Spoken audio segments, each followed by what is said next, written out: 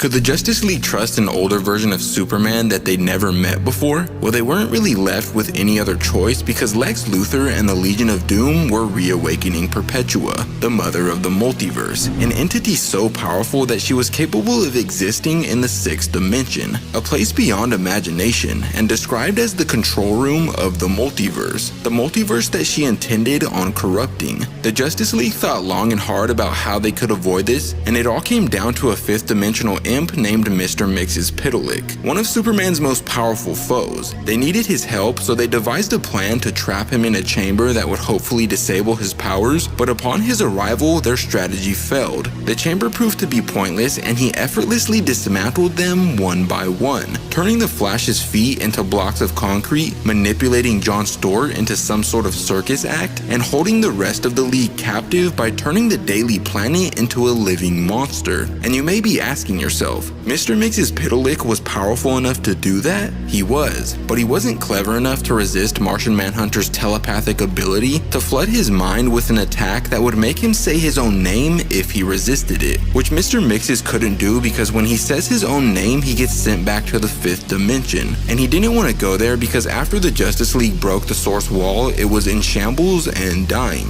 In fact, he knew that the Justice League needed his help. He just wanted to have some fun with them. So when they told him that Hawkgirl's wings had some kind of map leading to a key in the fifth dimension that could possibly help them fix the crumbling multiverse, he corrected them and stated that the map was actually leading to the sixth dimension, Perpetua's dimension. But Wonder Woman asked how they'd even be able to survive there if it was beyond their comprehension. Was it even possible? It wasn't.